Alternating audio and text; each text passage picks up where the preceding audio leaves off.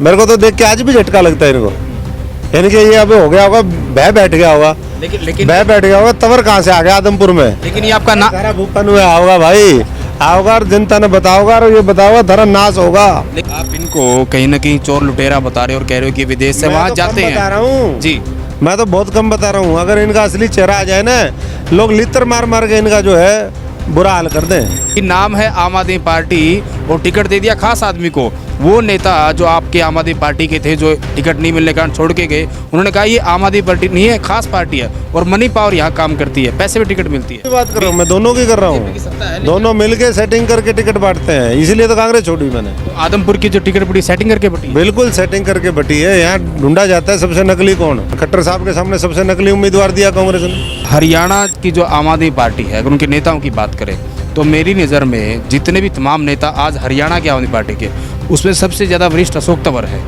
क्या अशोक तंवर को उनकी वरिष्ठता का फायदा मिल पा रहा है? क्या आम आदमी पार्टी लाभ उठा पा रही है? विधायक को मिलने के लिए अमेरिका का वीजा कौन लगवाएगा? अमेरिका की टिकट कहाँ से आएगी?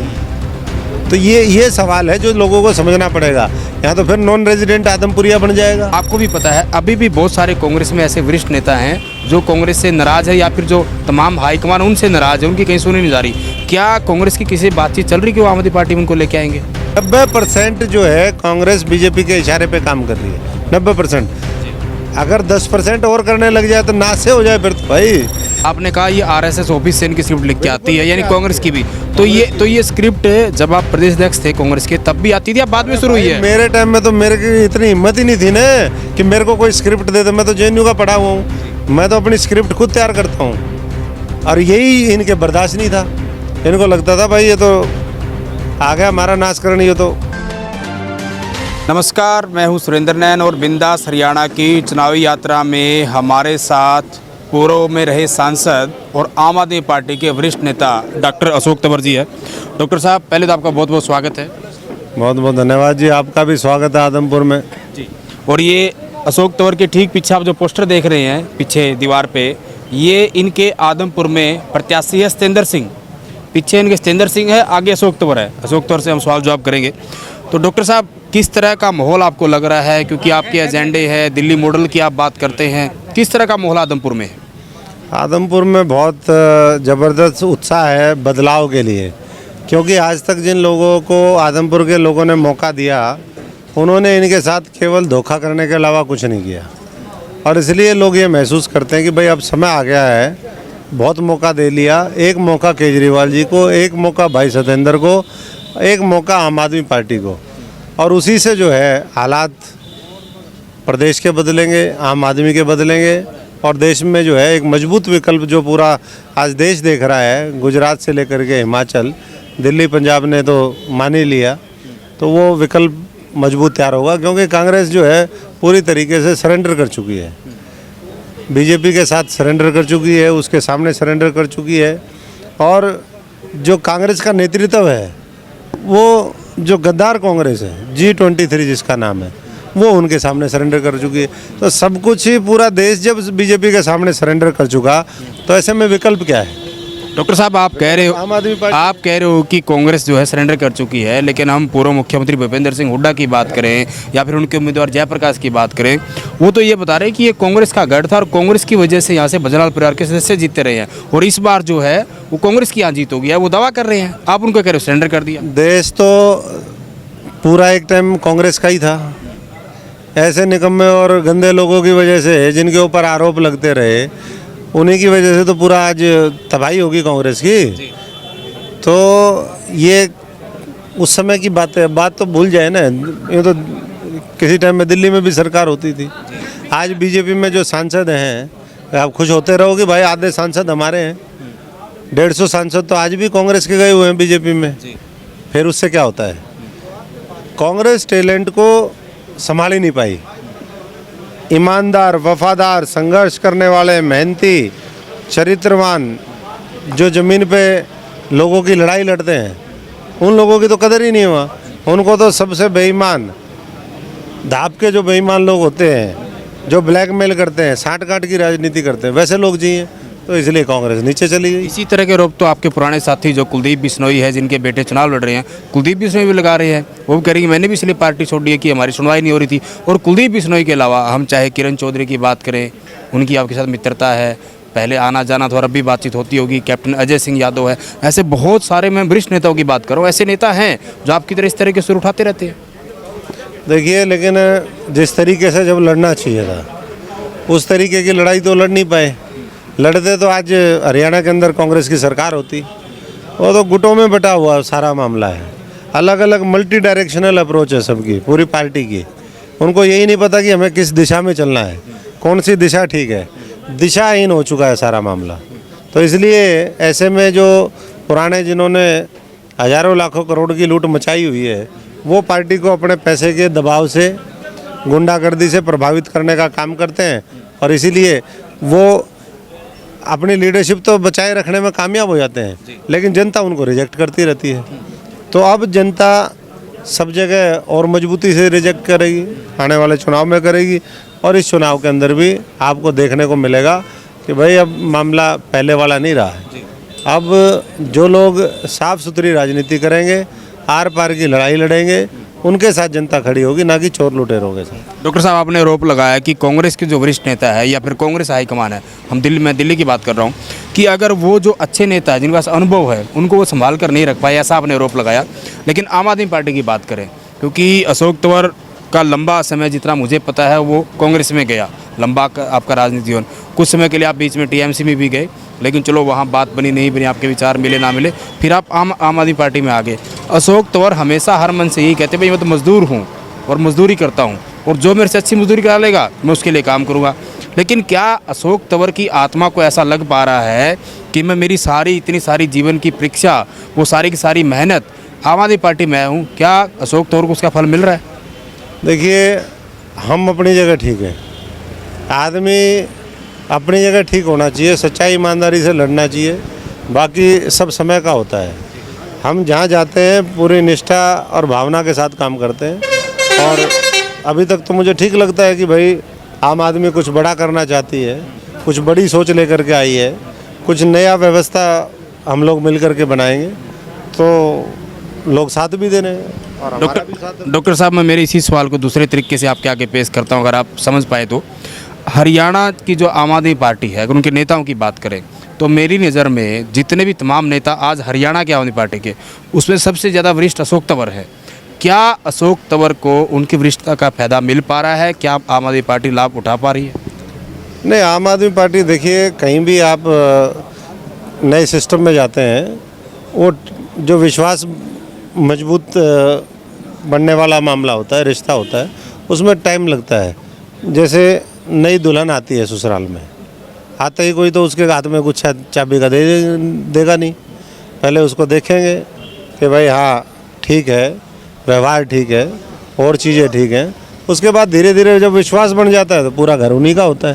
तो ऐसे ही मैं समझता हूँ कि पार्टियों के अंदर भी होता है, और वही जनता के अंदर भी, जनता के साथ भी यही बात है कि जनता को लोगों ने इतना लूटा है आज़ादी के बाद कि नेताओं के ऊपर से विश्वास हट गया उनका। आम आदमी के सामने एक बहुत बड़ी चुनौती भी है कि जनता के बीच में उस विश्वास को दोबारा कायम करना।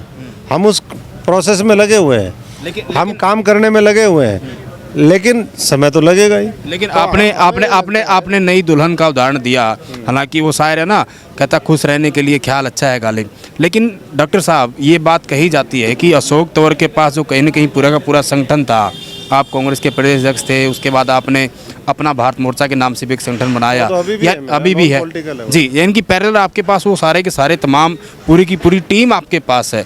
क्या वो आम आदमी पार्टी, वो सारी की सारी टीम अशोक तंवर के साथ अभी है? नहीं, मेरे साथ तो सारी टीम है और नई टीम भी बहुत जुड़ी है, क्योंकि जब आदमी को, लोगों को लगने लग जाता है कि नहीं भाई ये आदमी ठीक है, लड़ने वाला है, अरे इनके साथ गलत हुआ, इनके साथियों के साथ गलत हुआ, और उस प्रोसेस में हरियाणा के लोगों के साथ भी गलत हुआ। अगर हमारे सारे साथियों को अच्छे से मौका देते तो आज हरियाणा में सरकार होती, मिल करके अच्छा काम कर रहे होते। लुटेरों से, चोरों से मुक्ति दिलाते इस हरियाणा को, आज फिर उन्हीं लुटेरों के हाथ में है। तो एक कब्जा तो तोड़वाएगी जनता, आप जिनकी 24 के अंदर तुड़वाएगी और शुरुआत आदमपुर से करेगी। आप जिनकी तरफ इशारा कर रहे हो, आप कहीं न कहीं पुराने दल की बात कर रहे हो। नहीं, मैं बीजेपी की भी बात कर रहा हूँ, मैं दोनों की कर रहा हूँ।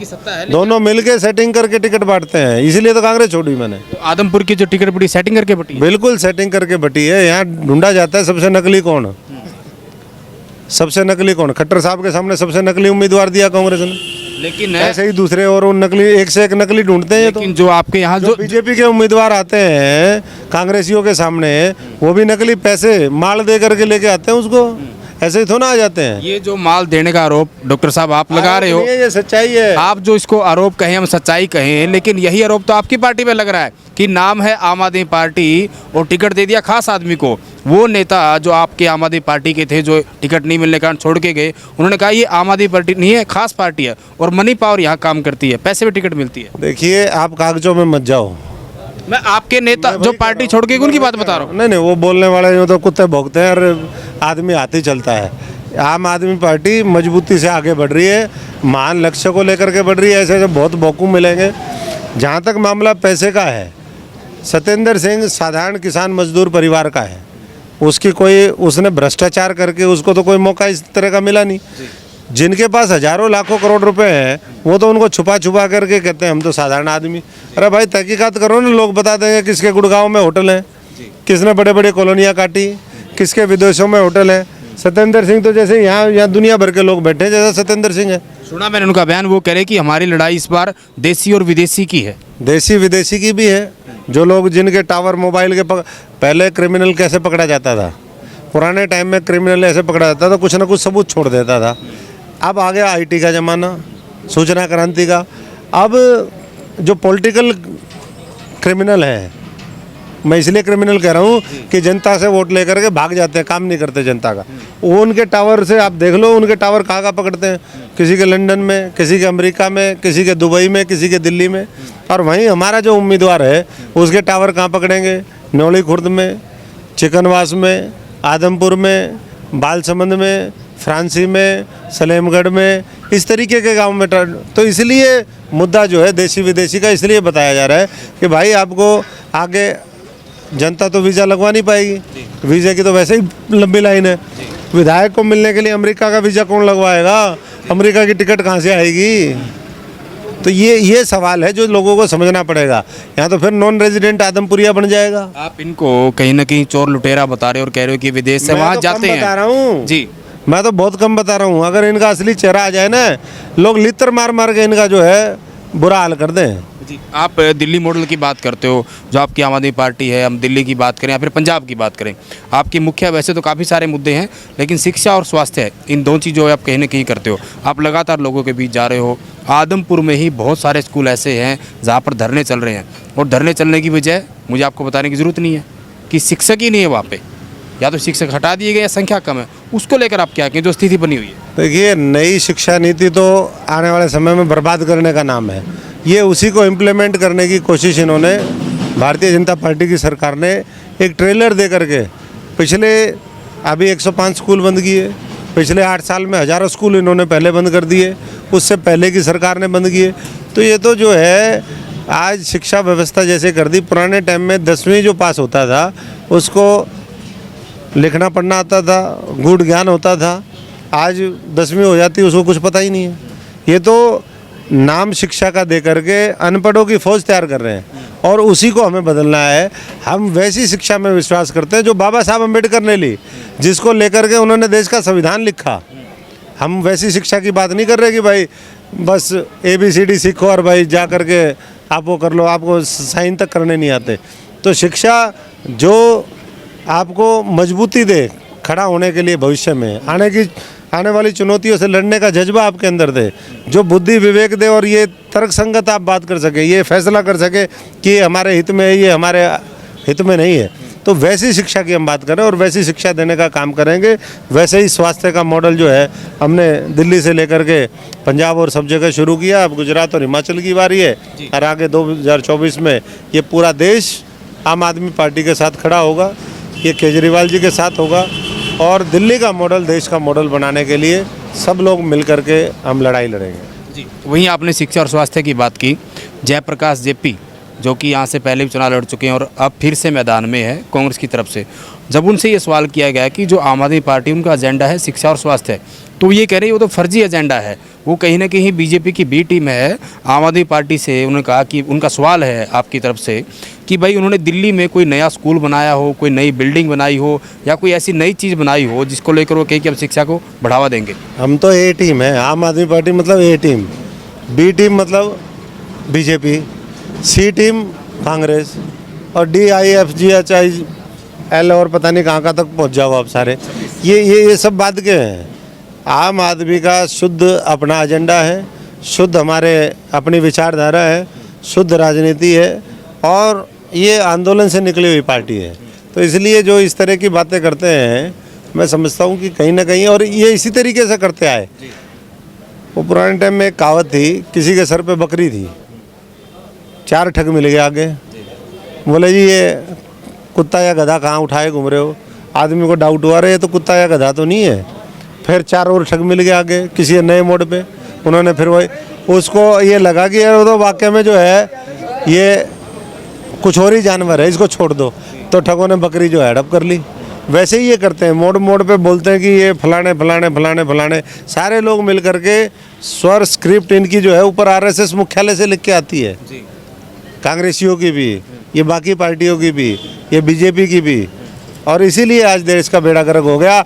इसीलिए वो अडानी जो आज से 2.5 साल पहले 65,000 करोड़ रुपए का आदमी था, 12 लाख करोड़ रुपए का आदमी बन गया। आपने कहा ये स्क्रिप्ट सारी RSS, आपने कहा ये RSS ऑफिस से इनकी स्क्रिप्ट लिख के आती है, यानी कांग्रेस की भी।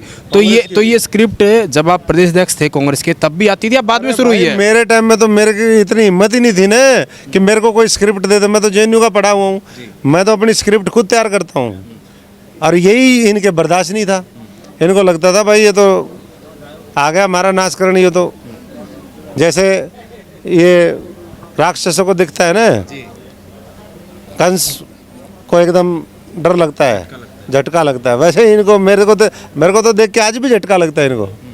इनके ये अभी हो गया होगा, भय बैठ गया होगा, भय बैठ गया होगा। तवर कहाँ से आ गया आदमपुर में? लेकिन ये आपका नाम सारा भूपन हुआ होगा भाई, आओगा और जनता ने बताओगा और ये बताओगा थारा नाश होगा। लेकिन ये आपका नाम लेते हैं अब भी, वो इसलिए लेते, मैं बता रहा हूँ, याद नहीं करेंगे। मैंने भी जब लगातार हम इंटरव्यू कर रहे हैं, बातचीत कर रहे हैं, तो ये कुलदीप बिश्नोई को बताते हैं कि कुलदीप बिश्नोई जो है वो दलित विरोधी है। कह रहे हैं कि जब मुलाना साहब को बनाया गया तब भी नाराजगी थी, कुमारी शैलजा को बनाया या फिर आपको जब बनाया, अब उदय भान को बनाया, तो ये इसलिए इन्होंने छोड़ी है। इनमें से दलित विरोधी कौन नहीं है, गरीब विरोधी कौन नहीं है, किसान विरोधी कौन नहीं है? इन्हीं लोगों ने तो संसद और विधानसभाओं में कानून पास करवाए किसानों के खिलाफ मिल गए। ये गुलाम नबी आज़ाद और ये लीडर तो छोड़ के चले गए ना। ओ छोड़ के गया तो वो तो एजेंडे में बीजेपी के एजेंडे के साथ गया ना। ऐसा तो ना, देखिए 90% जो कांग्रेस, ऐसा नहीं कि 100% कांग्रेस बीजेपी। तो आपने तो पहले ही गद्दार की श्रेणी दे रखी ना उनको। तो पहले ही बता रखा है 90% जो है कांग्रेस बीजेपी के इशारे पे काम कर रही है, 90%। अगर 10% और करने लग जाए तो नाश से हो जाए फिर तो भाई ये तो बचा हुआ है। उन्हीं लोगों ने कानून बनवाए, उन्हीं लोगों ने वो किया, तो ये सारे मिलजुल करके ये करते रहे। लेकिन अब धीरे धीरे लोगों को समझ में आने लग गया, लोग अब गहराई में पहुंचने लग गए। पहले ऊपर ऊपर देखते थे। डॉक्टर साहब, इस जमीन के ऊपर तो देख लिया आपने, टाइल लगी हुई है, इसके नीचे हो सकता है पता नहीं क्या निकल जाए। वो तो जब खुदाई करोगे तब पता चलेगा। और खुदाई करने का काम किसका है? जो उस प्रोफेशन का आदमी हो।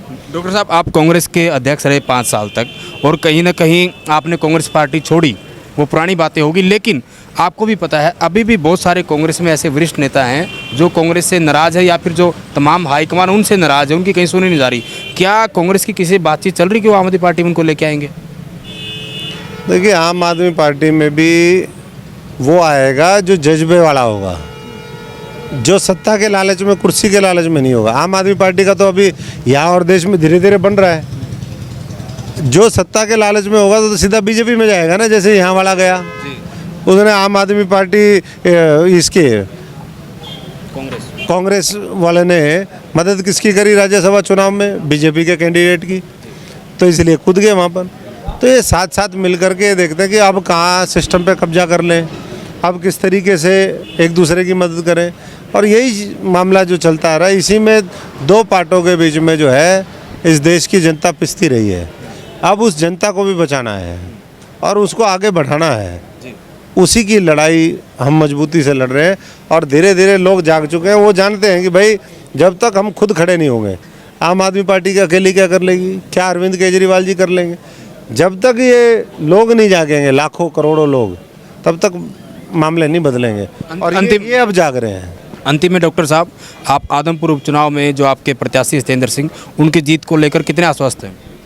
उनकी जीत को लेकर के 100% से ज़्यादा आश्वस्त हूँ मैं कि आदमपुर का चुनाव है, आदमपुर के विरोधी जो ताकतें हैं उनको भी लोग चिन्हित कर लेंगे और आदमपुर के साथ खड़े होने वालों को भी चिन्हित कर लेंगे। सत्येंद्र सिंह, अरविंद केजरीवाल, आम आदमी पार्टी झाड़ू लेकर के सफाई करने के लिए निकले हैं।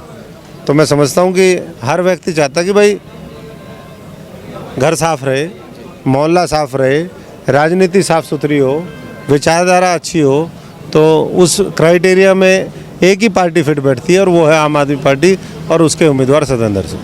शुक्रिया डॉक्टर साहब बातचीत करने के लिए। तो ये थे पूर्व सांसद अशोक तंवर, जो कि आम आदमी पार्टी के वरिष्ठ नेता भी है, जिन्होंने कहीं न कहीं आदमपुर उपचुनाव में जो उनके प्रत्याशी सत्येंद्र सिंह, उनकी कहीं न कहीं जीत का दावा किया। और सत्येंद्र सिंह जब कांग्रेस में भी थे तो भी अशोक तंवर के खास साथी रहे, इनके मित्र रहे हैं।